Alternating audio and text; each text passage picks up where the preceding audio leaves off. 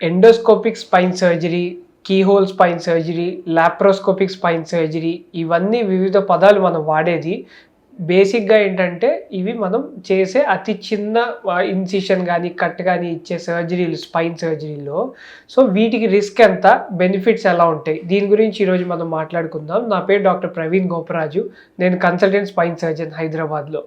మన spine surgery history చూస్తే గనక ఫస్ట్‌లో మనకి ఎంఆర్ఐలు వచ్చిన తర్వాత స్పైన్‌లో డిస్క్ ప్రాబ్లమ్స్ ఉన్నాయని అర్థమైంది.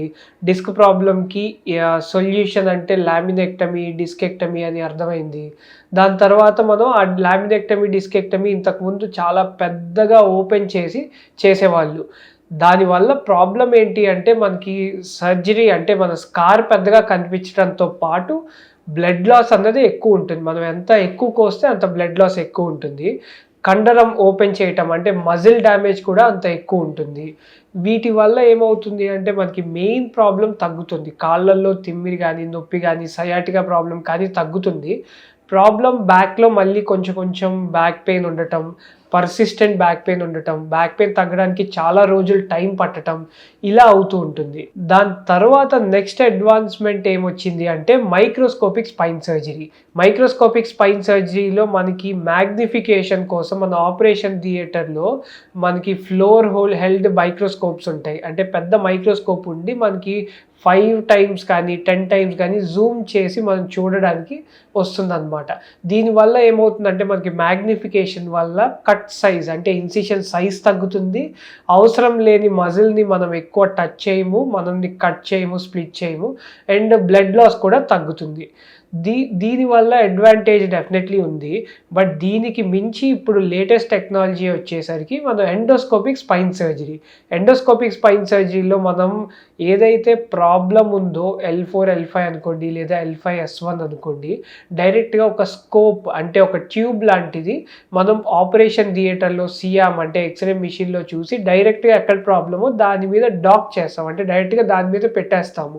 సో, దీనివల్ల మనకి ఏమవుతుంది అంటే స్కిన్ సైజ్ అన్నది చాలా తక్కువ ఉంటుంది. ఎందుకంటే మనం చేసే ఎండోస్కోప్ సైజ్ జనరల్లీ 10 అంటే 1 సెంటీమీటర్ లేదా 0.8 అంటే మనం 0.8 సెంటీమీటర్స్ 8 సైజ్ కానీ ఉంటాయి. అంతే మనం స్కిన్ కట్టిస్తాము. మజిల్‌ని మనం అసలు ముట్టుకోము. కండరాన్ని మనం స్ప్లిట్ చేయటం కానీ, దాన్ని డ్యామేజ్ చేయటం కానీ ఏమీ ఉండదు. డైరెక్ట్‌గా మనం బోన్ మీద దాన్ని ఎండోస్కోప్‌ని పెడతాము. పెట్టి మనకి ఎగ్జాక్ట్‌లీ ఎక్కడ ప్రాబ్లమో అది మనం టీవీలో పెద్దగా మ్యాగ్నిఫికేషన్‌లో చూస్తూ మనం ఏదైతే ప్రాబ్లమో డైరెక్ట్‌గా దాన్ని డీల్ చేస్తాం కాబట్టి మనకి మజిల్ డ్యామేజ్ కానీ ఇవి తక్కువ ఉండటం వల్ల పోస్ట్ సర్జరీ రికవరీ అనేది చాలా ఫాస్ట్‌గా ఉంటుంది. ఇలాంటి సర్జరీస్ మనం డే కేర్ సర్జరీస్ అంటే మనం పొద్దున్న అడ్మిట్ అయ్యి ఆపరేషన్ చేసుకొని సాయంత్రం ఇంటికి పంపించేలాగా చేస్తాము. అండ్ అవేక్ స్పైన్ సర్జరీస్ దీనికి ఇంతకు ముందులాగా ఫుల్ మత్తిచ్చి జనరల్ అనస్థీషియా ఇవ్వకుండా డైరెక్ట్‌గా మనం ఎక్కడైతే ప్రాబ్లమో అక్కడ లోకల్ అనస్థీషియాలో కూడా చేయొచ్చు.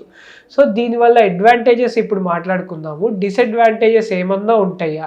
జనరల్లీ మనకి రొటీన్ ఓపెన్ స్పైన్ సర్జరీలో డిసడ్వాంటేజ్ ఏదైతే ఉంటుందో అంతే ఉంటాయి. ఇవి more or less very straight forward operations.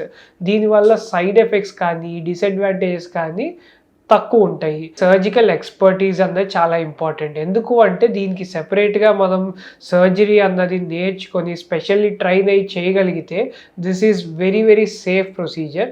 And వీటికి మనం ఒకవేళ స్క్రూస్ వేయాల్సొస్తే మనం నావిగేషన్ సిస్టమ్ అని వాడతాం.